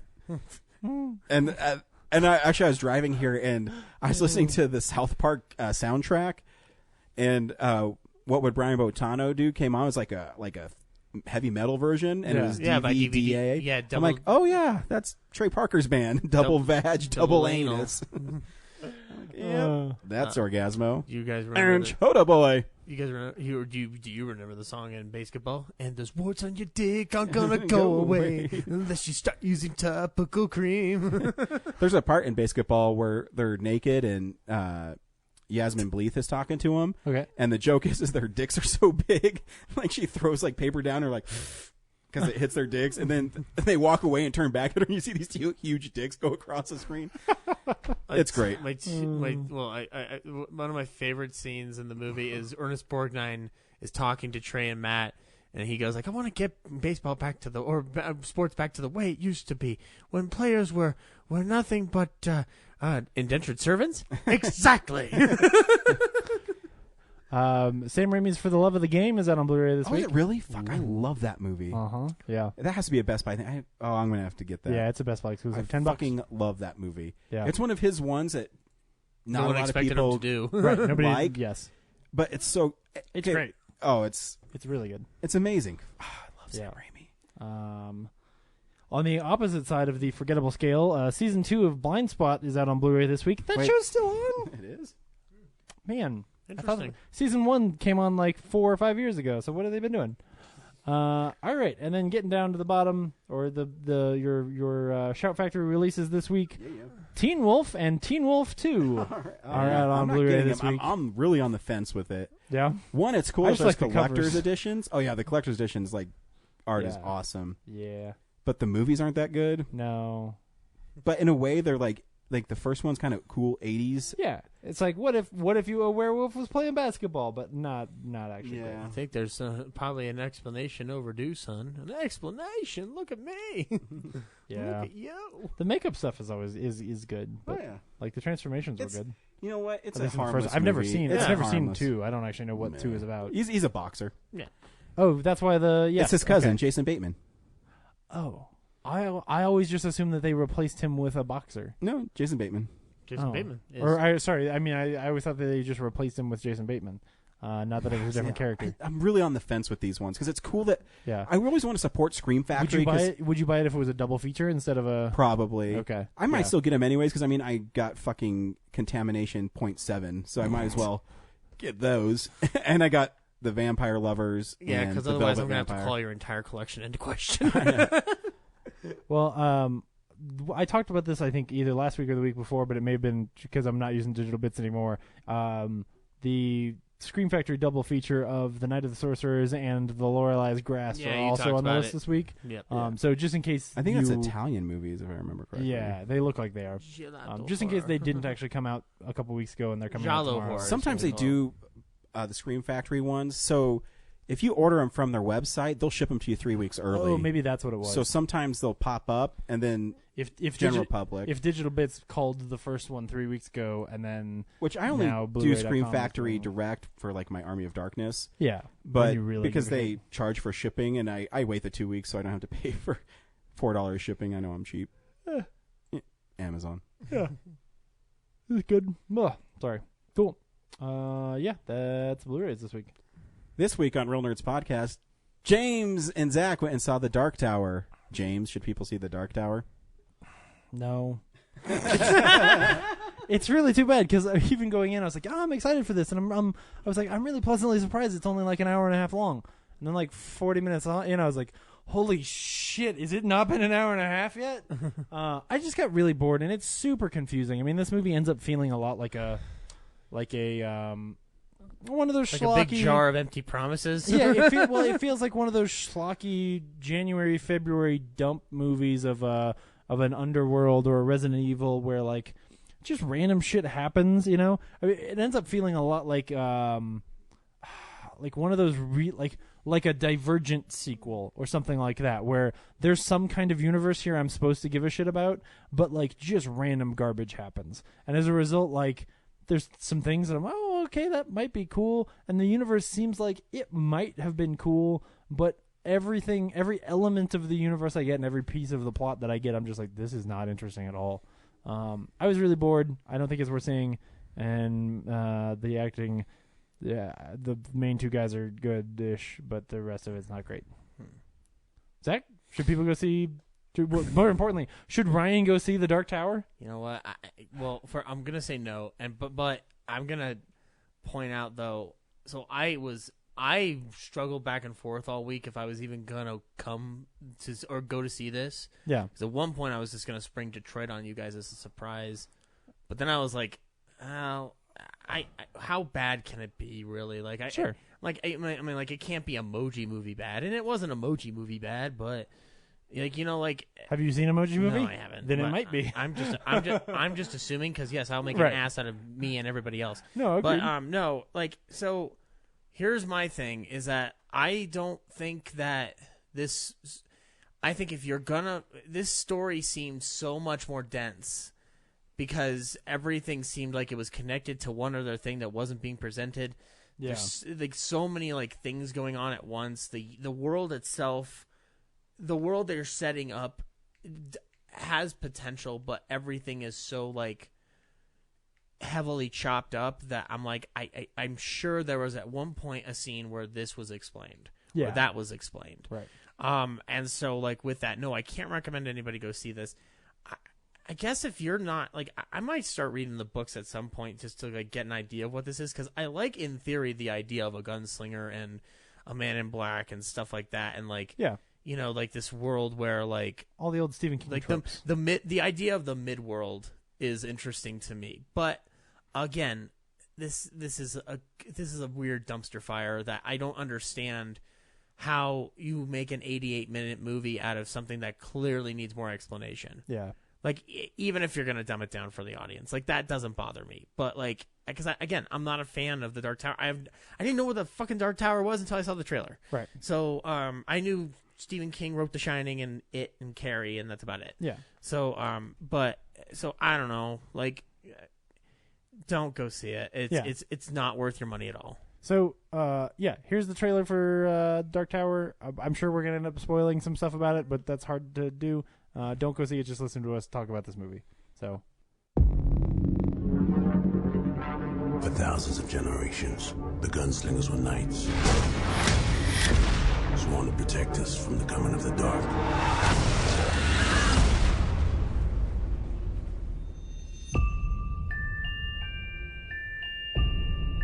These visions, as you call them. What do you see? I see a tower, the man in black, and the gunslinger. They're just dreams. They're not real, Jake.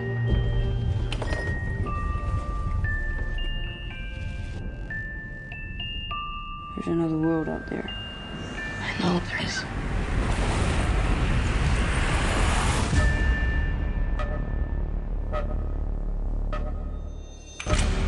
Whoa. Who are you? It's you. You're a gunslinger, right? There are no gunslingers. Not anymore. Why does the man in black want to destroy the tower? The tower protects both our worlds. If it falls, hell will be unleashed. He's like the devil, isn't he? No, he's worse. You can't stop what's coming. Death always wins.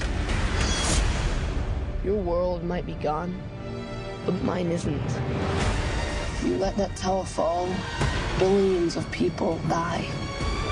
Do they have guns and bullets in your world? You're gonna like Earth a lot. All right, let's go. You clawing your way out of the darkness? Did you tell the kid whoever walks with you dies by my hand? I will kill him for both of us. I do not aim at my hand. He who aims with his hand has forgotten the face of his father. I aim with my eye. I do not shoot with my hand. I shoot with my mind. Jake! I do not kill with my gun.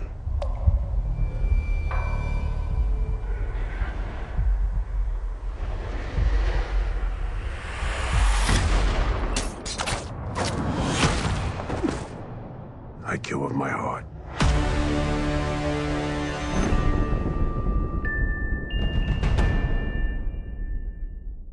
While you guys were talking and the trailer's playing, I pre-ordered both Teen Wolf movies. Yeah, so, okay. So, The Dark Tower is about a boy named Jake. No, about a boy is about a boy. Oh, God damn it.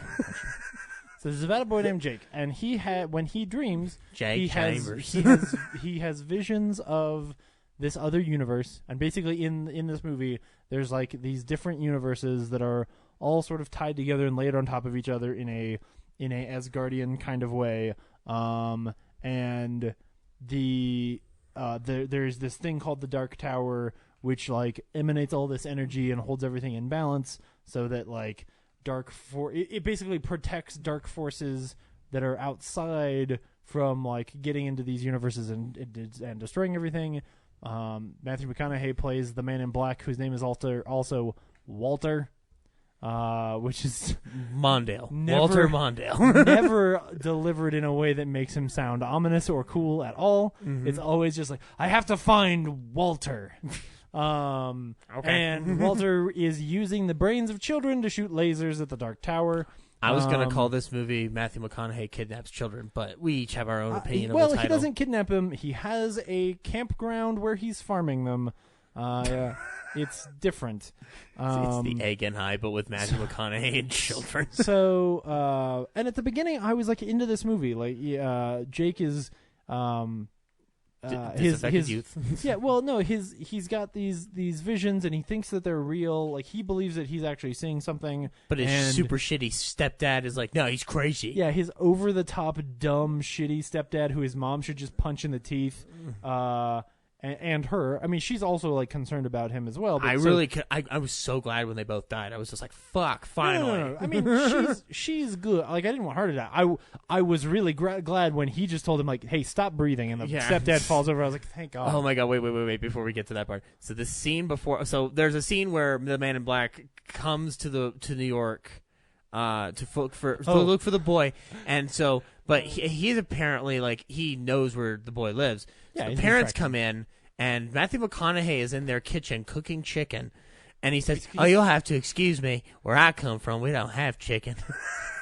Yeah. And he's frying it like he's like fucking Rachel That's Ray the- on the Food Network. That's the only funny joke in the movie. And then he's just like, oh, you're a shitty stepdad. Stop breathing, and then he just stops breathing. Right. And then he takes the mother in to see to find out where that the boy is or has the Shining against. Because guys, Yeah. Stephen King apparently made a series where he references everything Stephen King related. Oh yeah, I mean because this that's whole not thing, and that's not the only thing that he references. But Oh, yeah. the main So- thing is that Jake has Shining powers. Yeah.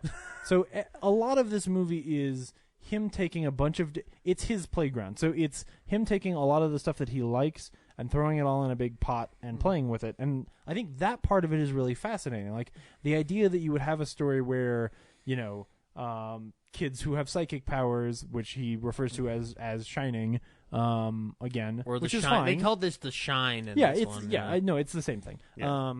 But like you've got that, and then you've also got like this. You've got like the modern day stuff. You've also got this world where there's teleporters and like this weird level of science fiction-y stuff going on, and then you've got the gunslinger who's sort of supposed to be.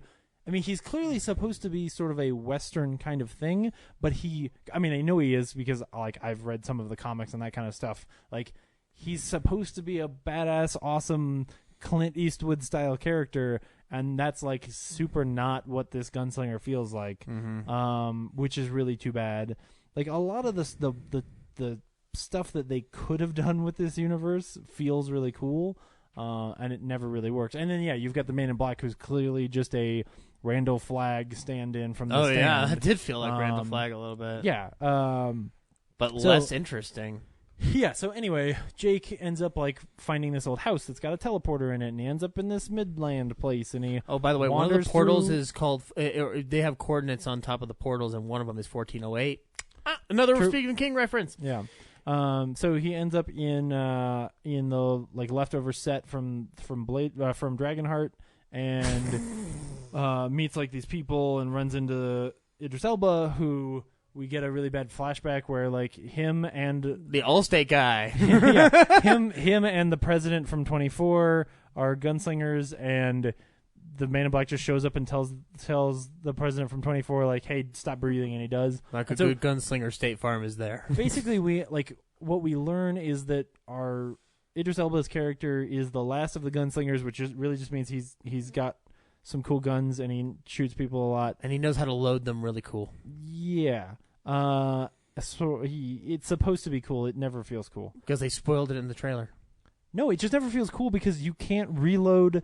It's so not realistic that it's not like John Wick awesome. Like, hey, remember when he put that shell in the shotgun? Like, he's holding 2 revolvers. Explain to me how you reload 2 revolvers by simply rubbing them against your belt. Because he's that good, man. No, it's just not cool. It's cool if you're Timur Bekmambetov, but it's only cool to you. Like, it feels like that, where it's like, here's these weird action scenes that are supposed to be badass, like where he's ricocheting bullets off multiple things, or even like the spoilers for the end, but like fires a bullet and then ricochets another bullet to hit the first bullet, so that way the Man in Black can't catch it. Like, it's just not actually cool. Like, nothing about it actually makes me go pretty like, weak sauce. Look how badass he is. Whereas if you had gone and taken the character from Unforgiven and had that character walk alongside this kid, teach him some cool lessons about how hard it is to be like a grown-ass man in the real world. Which is what I thought, which is what I have a feeling this movie was, until Sony said, no, we need to cut it down and make it more accessible. Well, but it's also got the original so much cut was 2.5 hours long. Yeah, but it also has so much dumbass action in it that's not actually very interesting. Anyway, so... Again, I say the movie just sort of meanders through these things, and then like they end up coming back to Earth, which is I got really bored and wanted to fall asleep, and then they came to Earth, and I was like, oh, okay, cool. Like, we're gonna get like it got a little more momentum because there started being a certain level of like of Crocodile Dundee-esqueness to this movie, of like a car what's a cat? Like he starts having these moments where like I'm not allowed to go into the hospital with my 2 big guns and like you know. I liked when he looks at the 2 sluttily dressed women and says, "You have forgotten the face of your fathers." Which okay, can we talk about how pointless and not very interesting his like mantra of I don't aim with my hand. People who aim with their hand have forgotten the face of their father. I aim with my eye. I don't, and it's said, it's so long, it means nothing, and it's said like 4 times throughout the movie. I'm assuming it means something to the fans of the books. I guess, but in a Harry Potter-esque way, shit just happens in this movie. So like when he goes to the don't compare this garbage fire to Harry Potter movies, please. No, it feels very similar. Like he goes to the random house where he finds like the portal, right? And he turns on the portal, and then the house turns into a tornado of wood shards and tries to kill him. Sweet. And then it just stops, and then he runs into the portal. I'm just on here ordering stuff off Amazon. Because he uses The Shining. I don't. You say that. I don't see that happen. I'm not saying that's what happened. I'm just assuming. Later, I'm literally just assuming shit. Yeah. I'll pull anything out of my ass. Oh, he has magic powers. No, I'm aware he does. I'm just saying, like, that scene doesn't even need to be there. He was gonna walk through the portal. Like, in the script, there's no other than the fact that, like, then the Man in Black gets this wood shard so that his weird rat people can... Oh, I haven't talked about the rat people. So, this movie got rat people. I don't think they exist. This movie got rat people in it. So the rat people believe in you, Ryan. Yeah, the Man in Black has an entire race in both Midworld and in what they call Keystone Earth, which is like to our disguise world. themselves, they wear Blu-ray.com just put up a pre-order for Night of the Living Dead 50th anniversary. So. Oh wow, for Criterion? Is it Criterion? No, but and there's no really like doesn't really say anything. It must have just been put up today, so hopefully it'll be the 4K restoration. Oh, okay, cool. I just want to interrupt you guys there. No, you're fine. But no, so yeah, like so they're rat people, and they to disguise themselves in the real world, they wear human skin suits. Yeah, like Egger suits. Egger suits. Yeah. And their leader is Jackie Earle Haley. Well, the guy who's the leader of the band in New York. Yeah. Which I'm like, why is Jackie Earle Haley being mistreated in Hollywood? They're going around their job.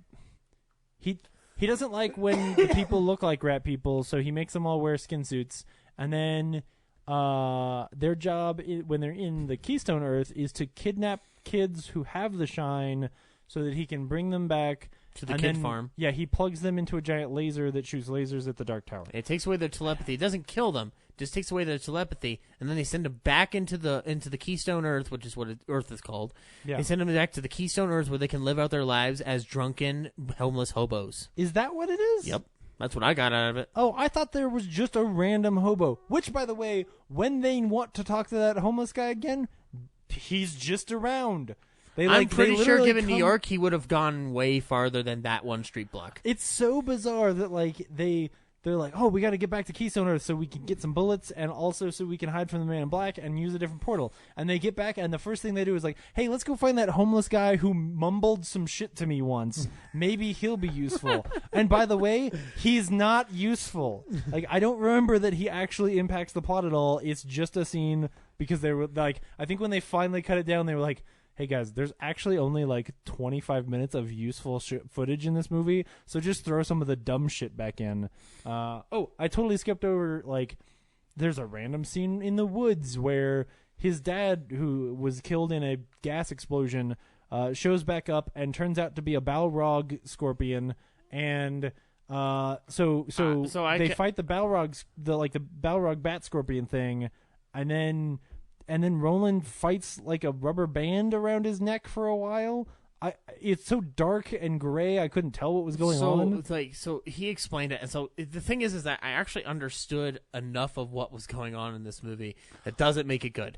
So he explained it as like in the after effects of when they keep trying to destroy the tower, right? The demons from the beyond the universe come out like infrequently, like they try to break out.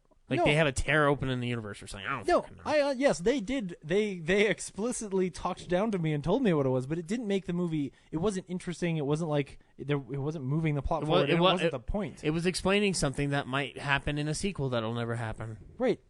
And the bigger problem is like, okay, you've got this movie. It's called The Dark Tower.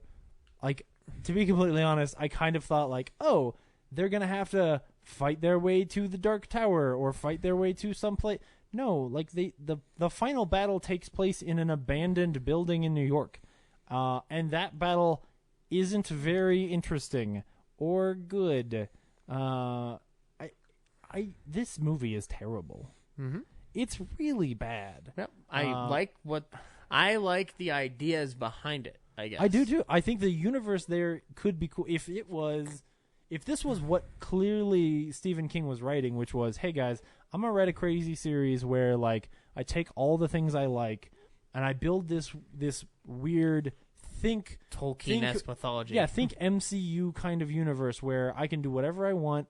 I've got all these different like dimensions that I can pull characters in and out of, and I can have this because the Man in Black, they call him a sorcerer, so he's got all these magic powers. Matthew McConaughey was the strangest Merlin ever. Yeah, like, and then okay, so now we'll get into. Well, we've been spoilers. spoiling the whole damn I know. movie. So at the end, they kill Matthew McConaughey, and I'm like this movie ends, and I think to myself, if you made a TV series that was a sequel to this, it's just the lamest Quantum Leap I could ever watch. Because the movie ends and it's Idris Elba and this kid who clearly it's shot as a pickup because I did not recognize the character. And he must have gotten older. Yeah, I'm watching this kid and going, who is this? Did he abandon Jake and now he just met a random kid at a hot dog stand? Oh yeah, that's so the they're other thing. standing on They're this eating hot dogs. He's like, Yeah. what is this? It's a hot dog. He's like, you savages. Yeah, because he thinks we're eating dogs. And he thinks that animals still talk. It's not funny. So that was all right. Yeah. That line was pretty good. Of like, oh, do animals still talk in this universe? But so they eat some hot dogs, and he's like, hey, all your family's dead. You want to just come with me and I'll teach you how to shoot guns? Which I gotta get back to that scene. So then they turn around, walk into a random door, and literally do that thing where like through the window, like the lights glow as if there was a portal over there, and they went through it. And then the credits rolled, and I was like, "Really? You're setting up the dumbest Quantum Leap show." I would like, oh yes. So there's this scene. Mm-hmm. I love this. Mm-hmm. So there's a scene where the gunslinger they're in Keystone Earth, right? They're in the like some warehouse somewhere. They're in some shitty like leftover set from some other movie, and the gunslinger gives Jake one of his guns and they set up some cans and they're like, okay, I'm going to teach you how to shoot a gun. So what he does is they both point the guns and then the kid's holding it with two hands. Yeah, well, and he's like, you don't do that. So and he makes him hold it with one hand. Yeah. And this kid looks like he's about to be blown back if he shoots this fucking gun. So and I haven't told you about the guns yet either, but so they both start reciting the dumb poem thing that doesn't make any sense, and as they're reciting the poem, like the kid like finally gets better and can shoot a can, and then when he's done he says, your weapon is the shine, my weapon is the guns. He takes the gun back and then never lets the kid shoot a gun. Why is that scene even in the movie then? Like it makes no fucking sense. To initiate him as an honorary gunslinger. And then there's this, if he is a good gunslinger, he would never just use one hand. So there's also this other moment when the Man in Black, in a completely useless scene, mentions that the gunslinger is descended from like Arthur of Elb or whatever, and that his guns are made from Arthur's sword, which in the Keystone Earth they call Excalibur. So the guns are made from the leftover metal of Excalibur, and it's so fucking dumb. Like, it could have been cool. Hey, Dan, I love your shirt. Oh, what shirt is this? It's like pixelated Mario. Yeah. Oh, that shirt's awesome. Oh my god. I mean, I know this is really interesting what you guys are talking about, but Dan's shirt is way cooler. But that shitty Arthurian connection. And I don't know if that's in the fucking book. Oh, I'm sure it is. But I don't want it to be in the fucking book. It was so stupid. Like, as soon as he said that, my eyes rolled so hard.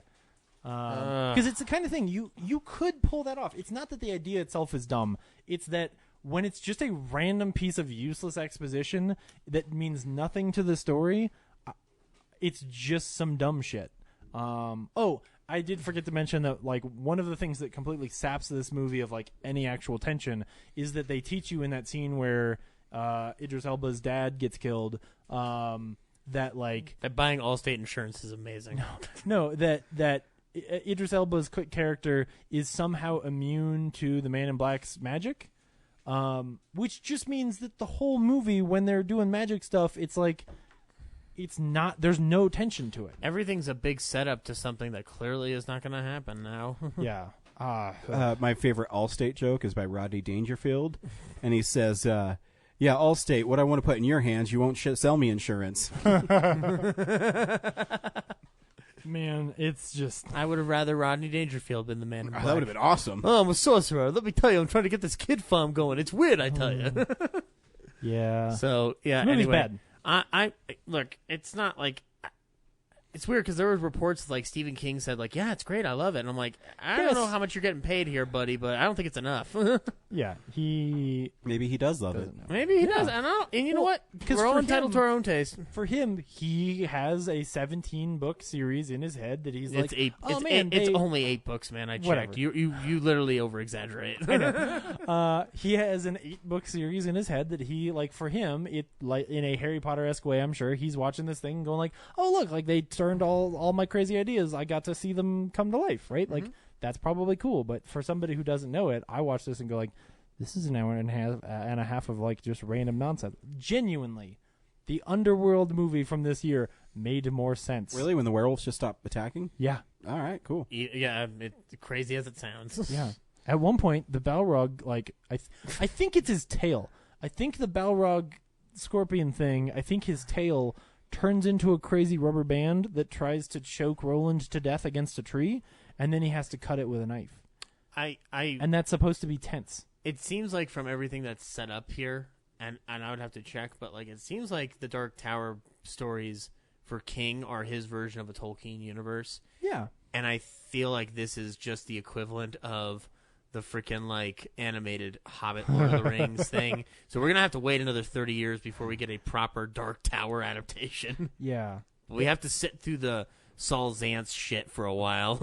This was the thing that like when people talked about it, they talked about it in this way of like, oh man, like you can't make this into a film. And then when they tried, they made like a schlocky Underworld version of it. They made proof that you can't film it. Like, they didn't even try to conquer the task before them. Mm-hmm. Yeah, it's so weird. Yeah. Ryan, you didn't miss anything. I love Idris Elba, so I kind of wanted to see it. He's great. But I don't know that is there ever a moment you can think of in the movie where he really turns in a cool performance or you go like, oh man, like that was cool? There are hints of it, but it's not like it's stronger to watch him as Shere Khan the Tiger than it is to watch him sling guns. Oh, yeah. I mean, he looks cool. I know I'm comparing apples to rotten apples, but maybe if you watch the movie with the sound off, that might be Dark cool. Tower is a silent movie. I'm totally digging it. Yeah. Put it in black and white and then put a circle frame around it. Matthew McConaughey, and you just have a plinky piano in the background. They don't have chicken where I'm from. And I forgot about. There's a bunch of references to things that are clearly gonna happen, like Zach was saying. Like there's Hail one to point the where you Crimson see the King. Rita Hayworth poster from the Shawshank Redemption guys, but it's in the corner and it's very low lit, so you have to be very freaking careful to see it. There's a lot of like Hail to the Crimson King and like weird stuff like that. Or where Hail I'm like, to the Crimes of King or something like that. Crimson King, yeah. Yeah. It's like, oh, okay, clearly either that is a character who's going to come up eventually or something, but I don't care. And honestly, if you were going to set up this awesome villain, you're not going to top Matthew McConaughey. Like, I don't think, especially now. I don't know. It might be pretty easy because this was one of the weakest Matthew McConaughey performances I've ever seen. Agreed. I'm just saying, like, why not just make this character your cool villainous character for the series? Like, that would probably be better because maybe he could get more like intense and interesting. This movie's bad. Yeah. Ryan, what are we doing next week? Next week, we're doing Filmsplosion 1987. Yes, finally. So we'll be revealing our favorite films because James is too much of a pussy to go see Annabelle Creation. That movie looks really fun. Yeah, I'll probably go see it anyways. I think I need someone to like draw me a map of the Conjuring universe. It's not much of a No, map. it's- It's Conjuring it's 1, a- Conjuring 2, it's and a then the possessed spin-offs doll. are Annabelle. Is it always a possessed doll? Yeah. Well, it's not all about the Annabelle possessed is a doll. possessed doll. Yeah, Mm-hmm. Annabelle is the possessed doll. But they only talk about it briefly in the first Conjuring. And then they Okay. did a spin-off movie, which was Annabelle, So which the Conjuring apparently, according to movies- you, is poorly directed. Yeah, oh yeah. It's directed by the guy who did Mortal Kombat Annihilation. Oh. Like, the story's all right, but when you have an incompetent director who doesn't understand the genre, I know, it's the, not going to the work. Zach Eastman of other directors.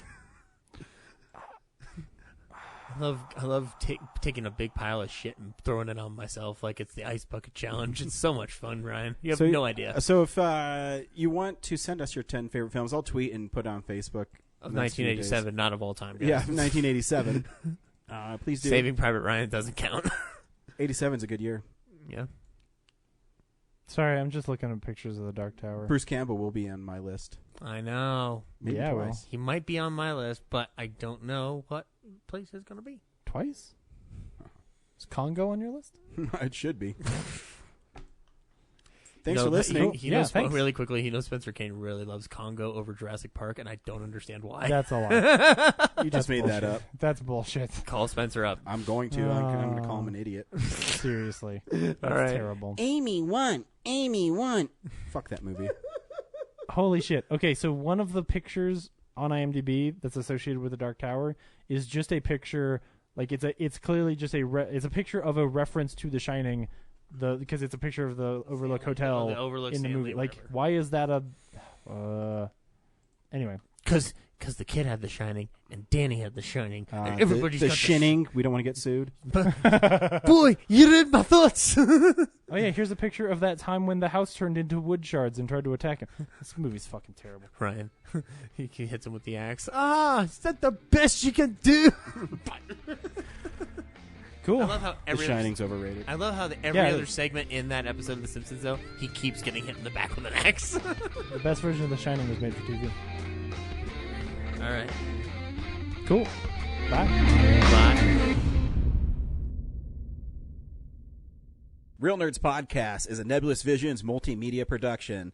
The Real Nerds would like to thank the Alamo Draft House in Littleton and now open in Sloan's Lake. We also would like to thank Colorado Coins, Cards, and Comics, especially Andrew. Our music has been brought to you by Sparks Mandrill and Plan 9 Studios. And of course, thanks to James's mother, our most loyal listener. Have a nice day.